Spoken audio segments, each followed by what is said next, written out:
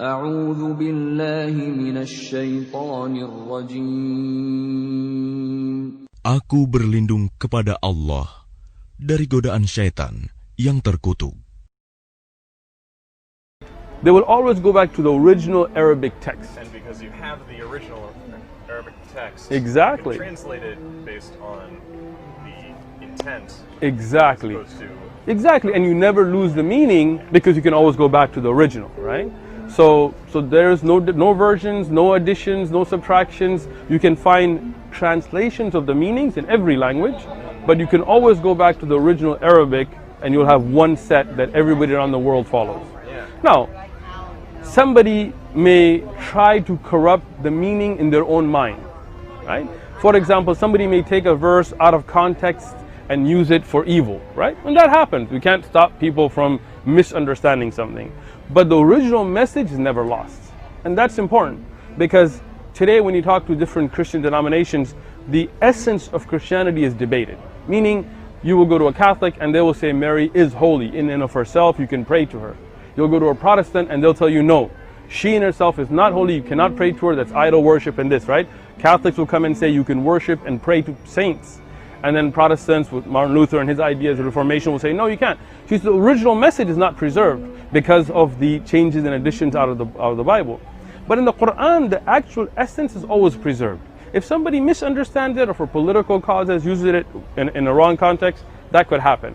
But if you ever want to know the truth about Islam, that is preserved. You know? And that's important for people like yourself because you guys have that open mind where you want to know what is historically accurate, what is the original message. Because nobody wants to follow something that's been corrupted, right? I mean, you know, you get iPhone headphones, right? The original, that is, you get it. Why? Because that's where the quality's at. I can get you a knockoff for $2, you know, but it won't last you 2 weeks, right? So, but you're like, I don't want the knockoff. I want the original. I want what's, you know, right? And that's the thing with the religion. You want to follow that which is the essence, that which has the truth, that which is as it was revealed. And as Muslims, we tie all those messages together. What do I mean?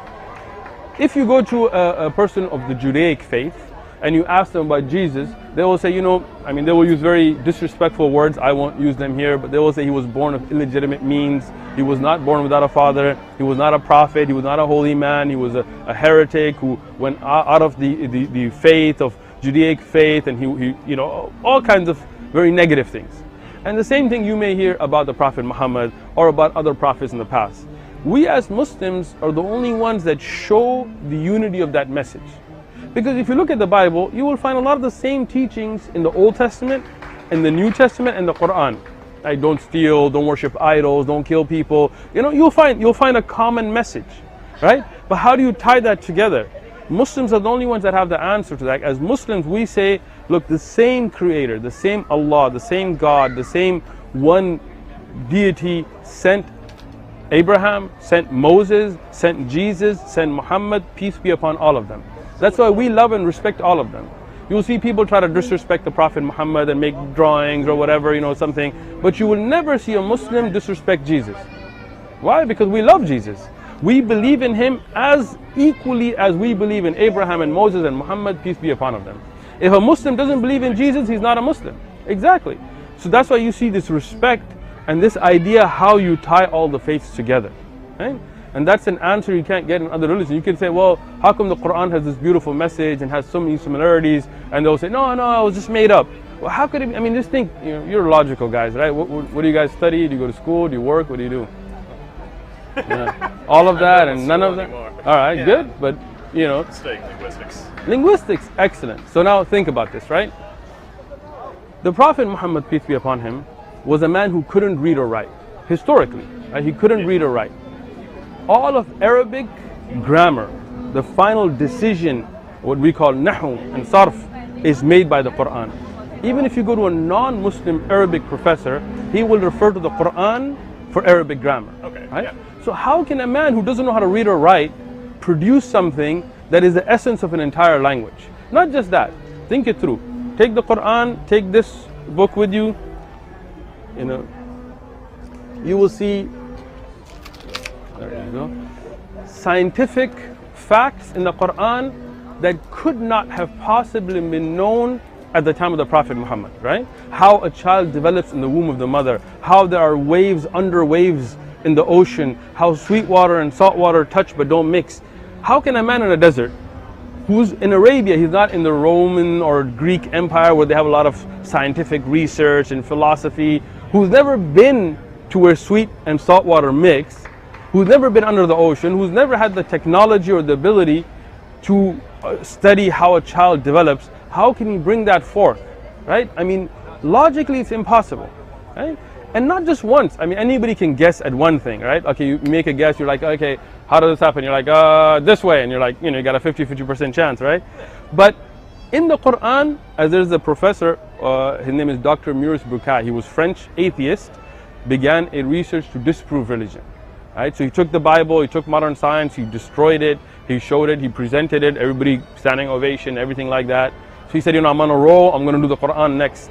So he took the Quran and he found that everything in the Quran repeatedly, not once, not twice, not one here and there, repeatedly was what modern science discovered hundreds, thousand plus 1400 now years later. So he said, look, this is impossible. You can't guess these many times and get it right. This is divine. And he became a Muslim and he published a book called The Bible, the Quran and Science. Dr. Berpikiran, you can Google it, you can get a PDF, So think about this. How does a man in the desert, who couldn't, even if he could get to that kind of knowledge, he couldn't read or write. And he wasn't in a place of scientific discoveries or philosophy. He's in a desert, right? How could he repeatedly know those things, make predictions about who would win between Persians and Romans, and every time it would come correct? Make predictions about the Day of Judgment and the signs that would come, and every time they come correct. And know about the history, about what happened with Joseph and Moses and all of them, when this was not a specialty of the Arab. There were not people who were Christian or Jewish scholars, right? How would he get all of that and scientific facts and linguistic facts? After a while, you got to say, look, this is not written by the Prophet Muhammad. And that's why he said, this is not written by me. This was revealed.